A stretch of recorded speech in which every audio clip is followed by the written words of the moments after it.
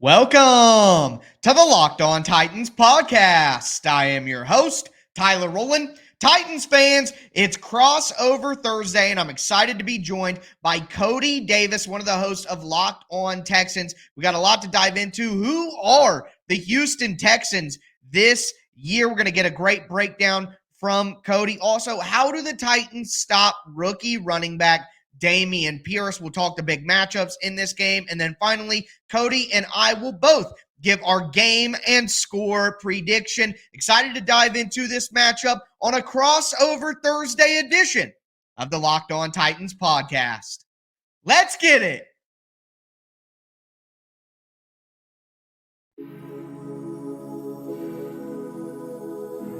You are Locked On Titans, your daily Tennessee Titans podcast. Part of the Locked On Podcast Network, your team every day.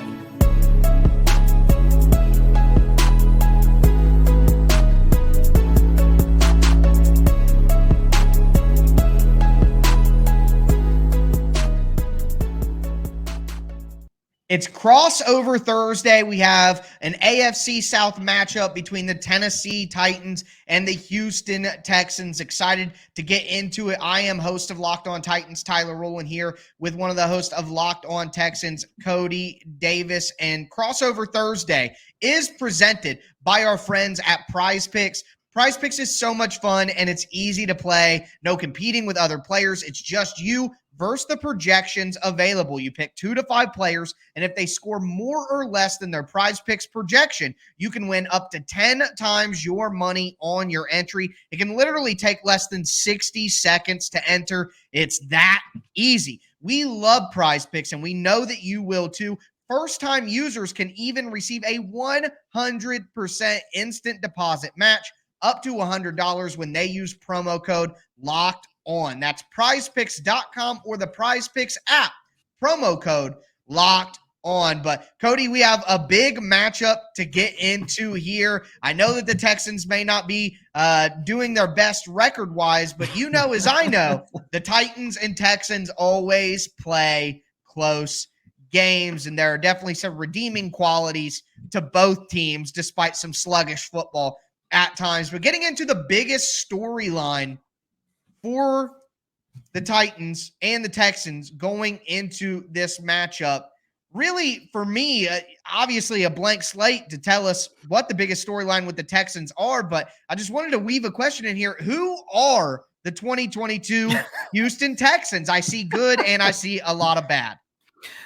The 2022 Houston Texans are a mixture of a competitive team, a young team, a more promising team for the future, but at the same time, a bad team. Let's just say that. And look, you know, it's been somewhat of a roller coaster of a ride. And I think all the adjectives that I just used is the perfect example. I mean, Tyler, you know it. You've been watching the Houston Texans over the last 3 seasons, and you know how bad the Texans rushing attack has been. Now we got Dameon Pierce, and he seems like he's on a trajectory to one day becoming one of the, if not the best running back in the game. And he is already carrying so much of the burden on the offensive side of the ball. Then you take a look at the defense. Once again, Tyler, you have seen it. The Houston Texans secondary has been one of the worst in the league. You add in Jalen Petrie, you add in Derek Stanley Jr., and now it seems like that is part of the reason why we are starting to see the Texans defense, at least in the secondary, starts to trend in the right direction. When you take a look at other young players like a Nico Collins, when you take a look at other young players like a Christian Harris, by the way, before we jumped on this podcast, news just broke that Common Hill asked for his release. The Houston Texans granted it, and I'm not surprised because early on in the week, we heard from Lovie Smith, and Lovie Smith said after Harris's debut on Sunday against the Las Vegas Raiders, they want to give Christian Harris more responsibilities, more snaps. We saw him take a couple snaps away from Common Hill on Sunday. I say all that just to say, even in his debut, he looked decent. and everything looked promising for the future. But as of right now, when we walk into week 8 of the regular season with a 1-4-1 record, and the fact that the Texans have lost a lot of their games by 1 score or no more than 2 scores, it shows that they are competitive, but at the same time, there are still a lot of holes to try to fill as you move on throughout the rest of the 2022 campaign. Yeah, and it's funny, Titans fans should remember Kamu Grugier-Hill. He got the interception on Ryan Tannehill last year in the red zone. So that was actually something when I saw that right before we came on. I thought that is interesting because he's had some real success against the Titans. And, of course, for the Titans, the biggest storyline with them right now has to be the health of starting quarterback Ryan Tannehill. Tannehill took a pretty nasty hit in the game against the Colts. He rolled his ankle, said it was a sprained ankle at his press conference on Wednesday. He was listed as a DNP for practice on Wednesday with that ankle injury. Right now, it depends on who you talk to. You talk to a Titans fans, they'll tell you how tough Ryan Tannehill is, how he's been able to start 49 straight games, a record for this franchise, how he always plays as tough as anybody, regardless of what position they play on this team. But if you look at Vegas, this game opened at about 5.5 points with the Titans as the favorites. It's down to only 2.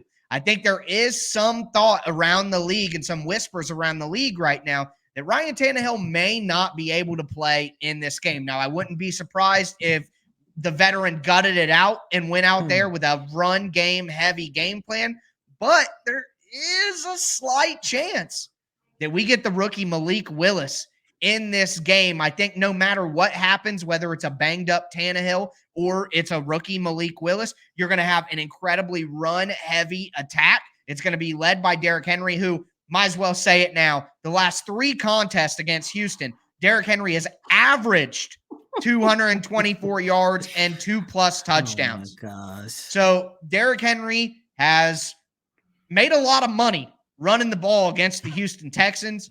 And with the state of the Titans offense, with a healthy Ryan Tannehill, one of the worst passing attacks in the NFL, if not the worst, they were going to have to run the ball anyway to win games in any matchup. But against Houston here with the banged up Ryan Tannehill, whether he plays or not, or it's Malik Willis, they're going to have to run the ball. So whether Tannehill plays is the biggest storyline. But I think the secondary storyline is if Tannehill doesn't play, Malik Willis, that will be one of the biggest storylines of the entire NFL weekend. Yeah, and when you take a look at the biggest storyline here with the Houston Texans, the biggest storyline is who's going to step up with this wide receiving core. Because, look, second-year prospect, Nico Collins, as I just mentioned, promising young player. Everything looks good for the future. Nico Collins started off the season really, really good. But unfortunately, as of right now, he's not going to be able to play on Sunday's game because he is battling with a groin injury. Okay, now, who has been the Houston Texans' number 1 wide receiver over the last 2.5 years? Brandon Cooks. And as of right now, I think it's safe to say that Brandon Cooks' career with the Houston Texans is over. It looks like it. Throughout this, over the last couple of days, Brandon Cooks has been on social media, liking posts talking about his trade value, liking posts talking about, which team can actually use his services. And,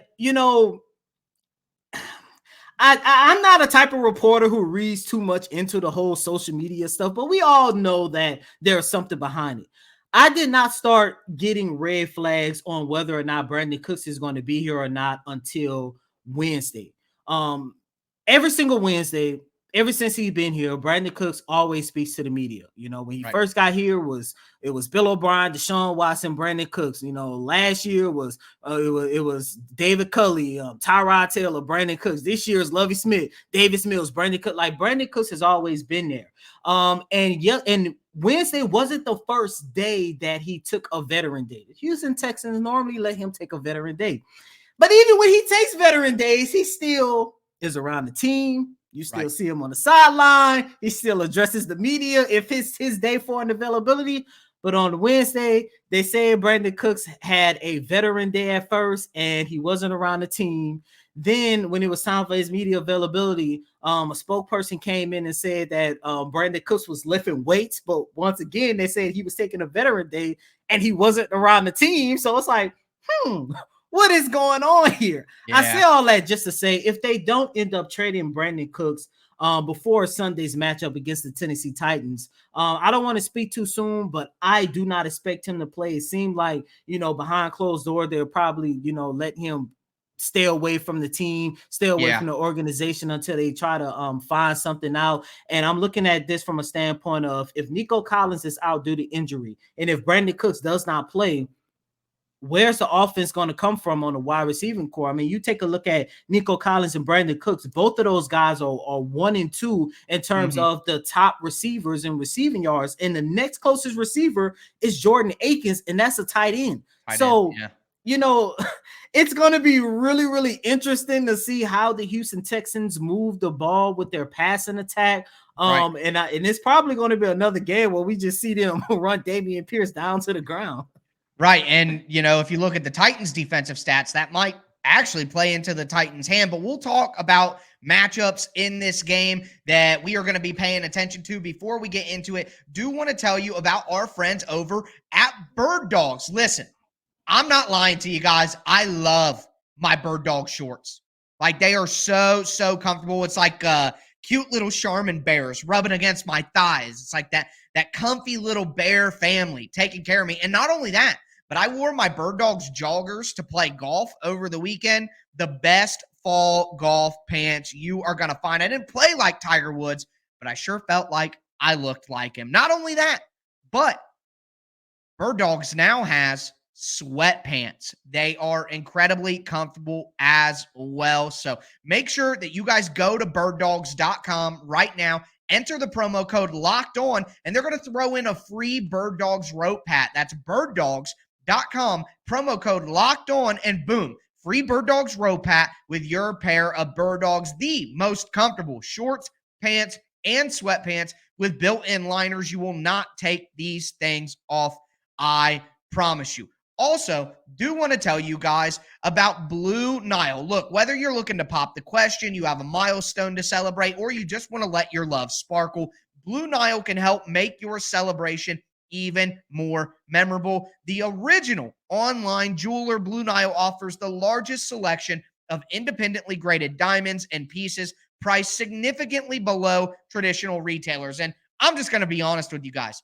I don't know a dang thing about jewelry. And if you're like me, then Blue Nile is perfect for you because they have experts on hand 24/7. They're available via phone. You could just chat if you prefer that, but they're there to make sure that you get the most memorable gift at every budget. Make your moment sparkle with Blue Nile. Go to BlueNile.com. Use the code Locked On to save $50 on your purchase of $500 or more. That's BLUENIL,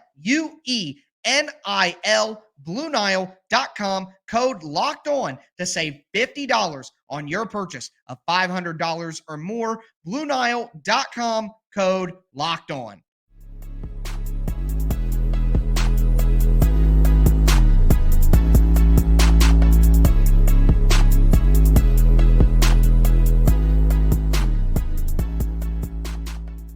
We are back for the matchup portion of this crossover Thursday. I am Tyler Rowland, host of Locked On Titans, here with Cody Davis of Locked On Texans. Make sure that you make Locked On Titans and Locked On Texans your first listen every day. It's your team every day, Monday through Friday, for free on all platforms. But as for your second listen, make sure you check out Locked On Sports Today. It's all the biggest stories and all the biggest sports in under 25 minutes every single day, free and available on all platforms. Check out the Locked On Sports Today podcast. But Cody, it's time to get into our matchups after we talked biggest storylines.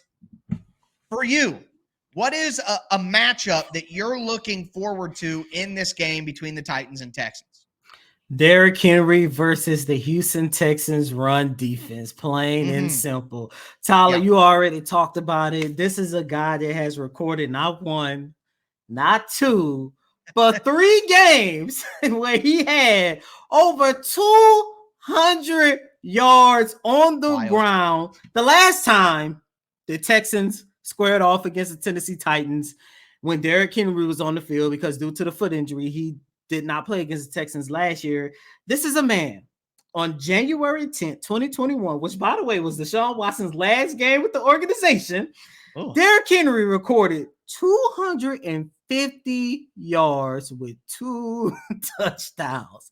And it's sad to say, but here we are once again, and the Houston Texans once again is a team that cannot stop the run. They have given up 161 yards to Jonathan Taylor. They have given up 157 yards to Khalil Herbert. And just last Sunday, they gave up 143 yards to Josh Jacob. And when I look at the opposite side of the line of scrimmage, early on in the season, of course, you could attest to this as well. It seemed like Derrick Henry might have lost a step or two because he started the season averaging about 70 to 80 yards on the ground. He was a little rusty early. There's no lie. The offensive line isn't great, but he was a little rusty too.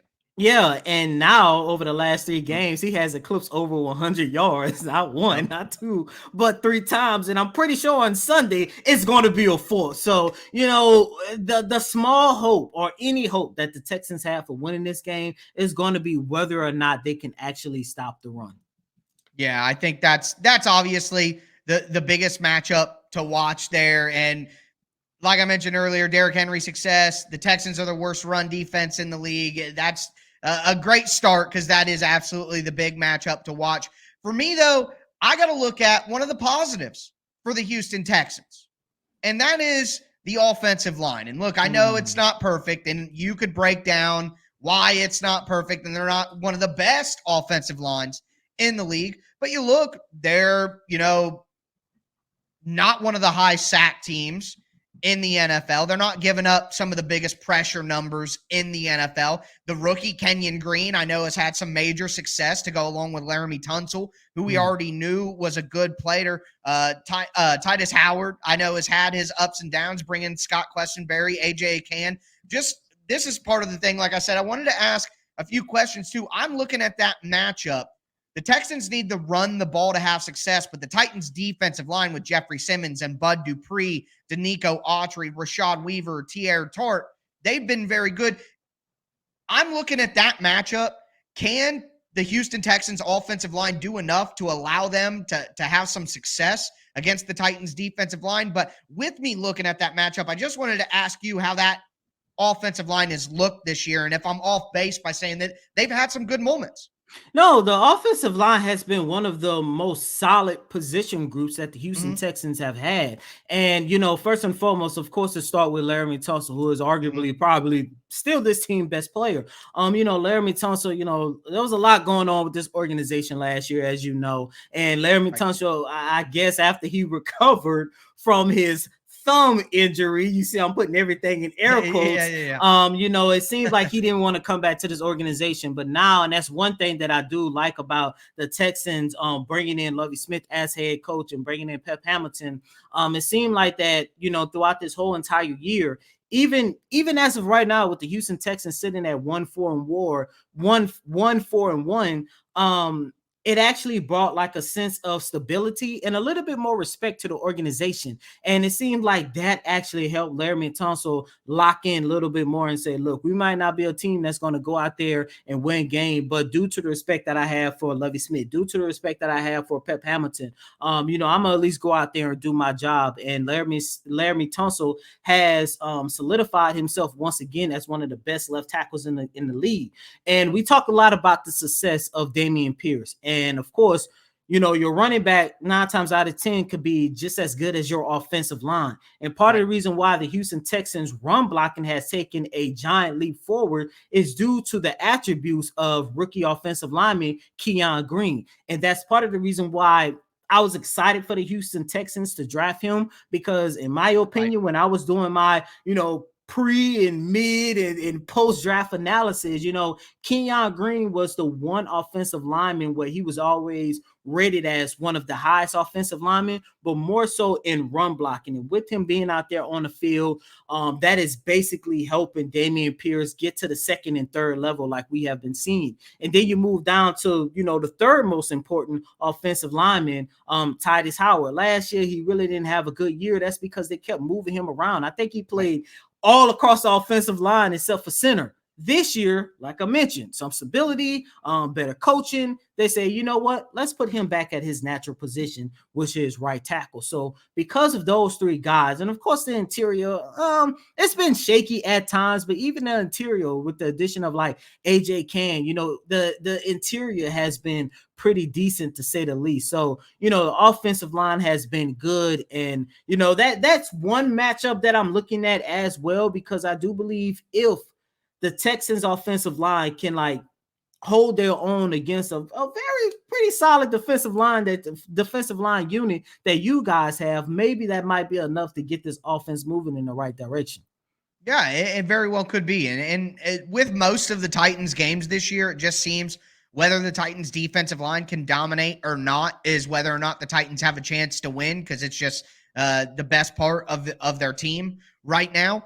The other aspect of that, though, is the linebacker group. And that's why I am watching. If the Texans win this game, it's because Dameon Pierce was able to get off like Saquon Barkley did in week 1. And that led to the Titans' demise. So if the Texans are able to run the ball, that would really put them in a position to win. And I think one of the biggest factors in that, away from just the offensive line battle, is the Titans' linebackers against Dameon Pierce coming downhill. The Titans are playing Dylan Cole right now, who's really more of a special teamer, but he's a physical guy who will come downhill and hit you, even if he's not going to be able to outrun you. And then the Titans' best linebacker, David Long, he's had interceptions in recent weeks. The game winner against the Commanders, he is an undersized linebacker, but he is going to pop you in the mouth, get downhill. He jukes offensive linemen out because he can't really stack them and shed them like that. So he's just flying all over the place, making plays. If they miss tackles against Dameon Pierce in the hole and they get up into the secondary, the Texans may have something going. So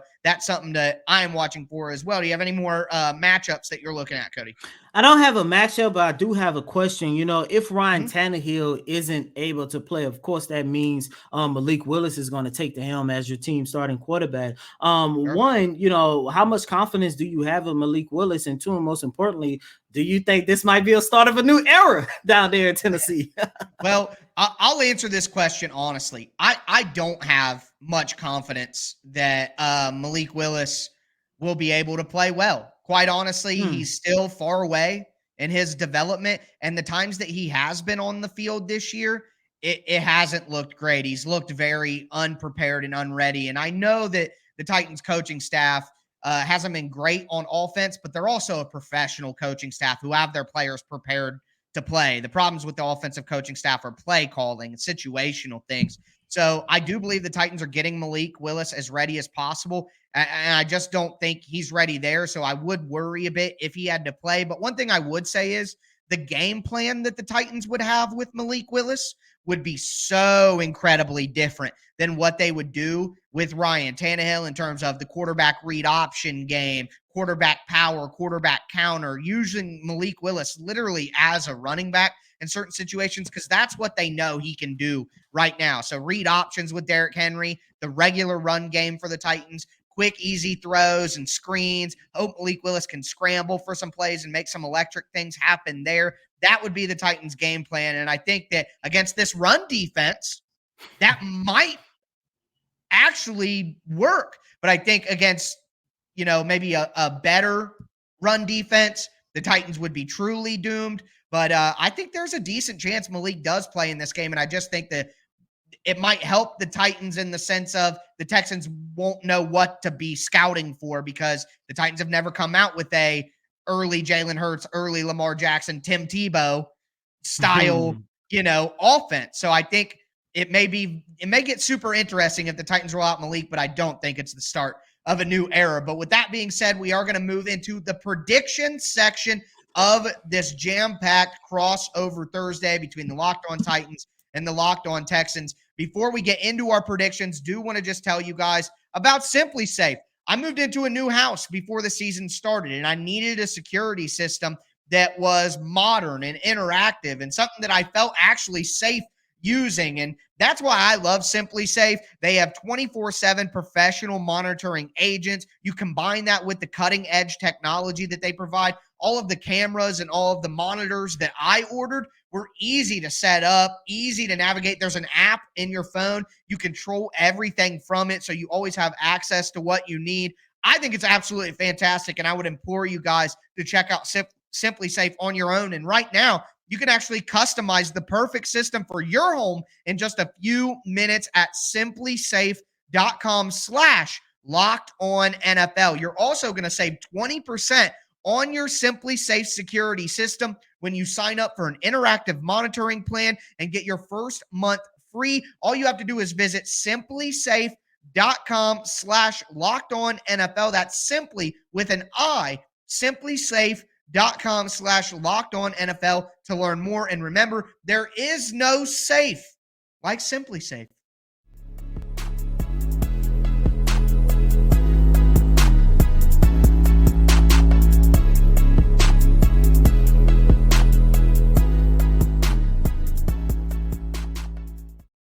Titans fans, Texans fans, we are going to cap off this crossover Thursday with our game and score predictions. The moment you guys have all been waiting on. I am Tyler Rowland, host of Locked On Titans, here with Cody Davis, one of the hardest working men in show business, covering all Houston sports. I love his Houston Rockets coverage as a big NBA head. So make sure you guys tune in to Cody on Twitter on Locked On Texans because he does great work. But with that being said, time to get into our game and score predictions. And Titans fans get mad because I don't pick the Titans to win enough. But Titans fans, today is your day. I'm picking the Titans to win this game. At the end of the day, I got to say, even if Malik Willis was playing, I'm going to pick the Titans to win because I think it all has to do with the run game. However, I do think it is going to be a close game because it seems like that's the only kind of games that the Titans play. I am going to go with the Titans winning 16-7.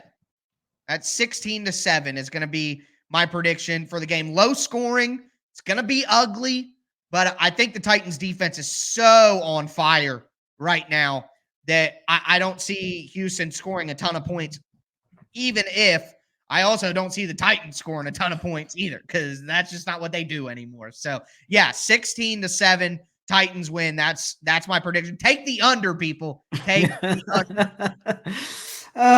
Well,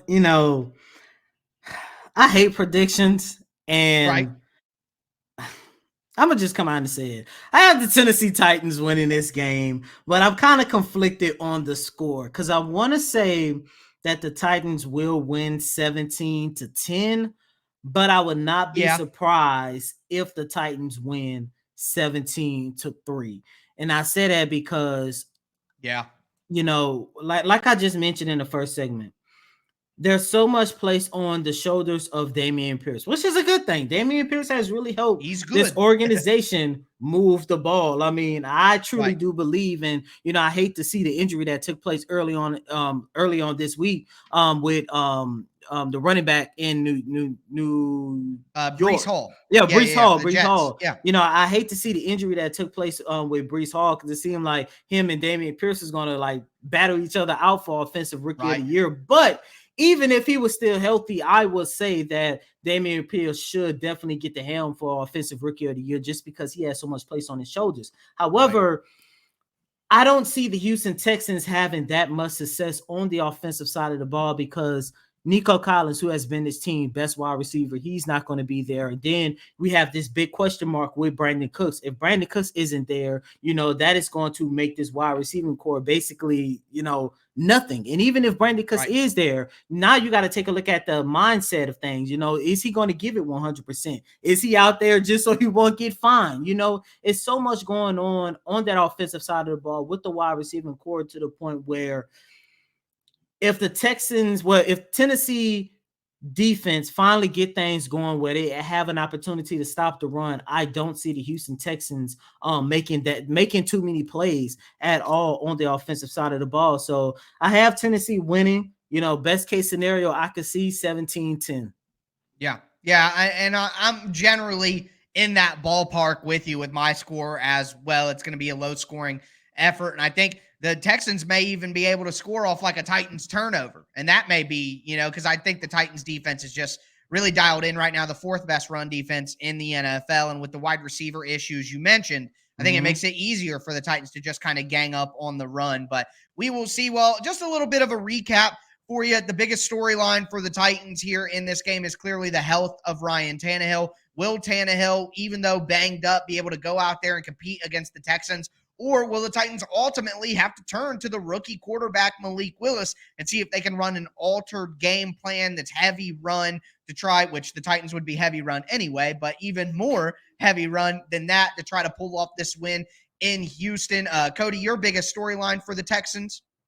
Once again, who's going to step up on the wide receiving core? As a matter of fact, on Wednesday, when we had an opportunity to talk to both Lovie Smith and Davis Mills, both of them raved about Philip Dorsett. I think Philip Dorsett has been a decent addition to this team since he signed in December. However, when you're talking about replacing the talents of Brandon Cooks and Nico Collins, I don't think Philip Dorsett is going to be enough.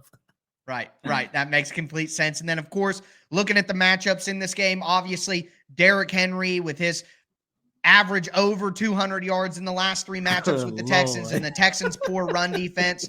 The Texans' run defense against Derrick Henry has to be the number one thing you're looking for. I also mentioned the Titans' linebackers trying to take down Dameon Pierce, David Long, Dylan Cole, maybe Zach Cunningham, a former Texan. He returned to practice after missing a few games. Maybe he'll be involved in there as well. The linebackers of the Titans, can they tackle Dameon Pierce and keep him from breaking off big runs? And then the matchups that you were looking at? Once again, Derrick Henry versus this run defense. And over the last 2 years, the Texans' run defense has not improved so far this season. It has given up an average of 164 yards on the ground. Yeah, absolutely. It is kind of a perfect matchup for Henry to keep that average going. No lie. And then just don't give up over 200 again. Oh my gosh. Right. Hey, Titans fans will take 199. But with my prediction, I got the Titans winning this game 16-7. Coty, your prediction for the game?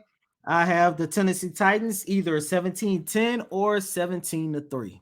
Yeah, if things really go crazy, 17-3.